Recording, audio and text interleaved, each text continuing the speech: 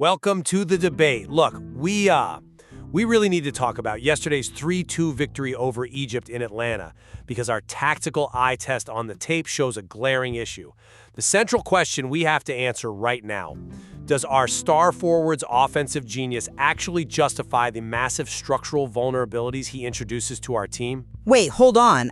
You're looking at this like a standard defensive block. Because it failed. He is acting like a tactical anchor, dragging our entire defensive shape completely out of alignment. No way, you are totally misreading his game. I argue he operates 3 steps ahead of everyone else on that pitch. He's using elite spatial manipulation, like he is essentially controlling the space on the field without touching the ball, rather than just, blindly running miles. Blindly running? Are you kidding me? Look at the 15th minute. I watched the tape. Egypt completely cuts us open because he is literally just standing in the central circle. Zero defensive tracking back. He leaves Paredes completely isolated to handle a 2-on-1 counterattack. And honestly, it's even worse in the 67th minute. Well, wait. No, let me finish this point. Zico scores their second goal because our forward is walking, hands on his hips, while the Egyptian transition line slices right past him. DePaul and McAllister are doing double the physical labor just to cover his zone. Okay, I know everyone watching at home sees him walking with his hands on his hips and screams laziness at the TV, but you have to look at what he's actually doing to the defensive line. It is calculated micro-positioning. Oh, walking is a tactic now?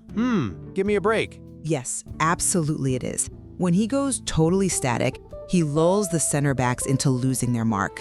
Look at his 82nd minute equalizer. He intentionally walks against the flow of our attack. By doing that, he forces 3 Egyptian defenders to physically turn their heads and shift their hips the wrong way to track his movement. He manipulates the field of vision, finds that central pocket, and thumps home the goal. You don't score 8 goals in this tournament by accident. Yeah, okay, the goals look great on the highlight reel, but that whole spatial intelligence excuse completely falls apart when you look at his actual physical mechanics. They are failing. We saw sluggish, heavy touches from him against Cape Verde. And man, look at the 20th minute penalty miss against Egypt. Penalties are a coin toss, you know that. No, this wasn't bad luck. It was a fundamental mechanical breakdown. His plant foot was entirely misaligned to the ball, which completely telegraphed his hip orientation. Schobert easily read the shot angle before he even struck it. If he's a genius operating 3 steps ahead, why are his basic mechanics collapsing on a massive stage?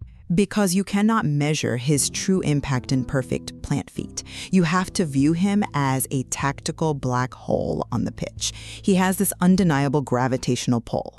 Look at stoppage time. He drops deep, right? He barely breaks a jog, but merely by existing in that specific space, he drags 2 Egyptian midfielders entirely out of their zonal alignment. Right, he dragged them out, but... Exactly.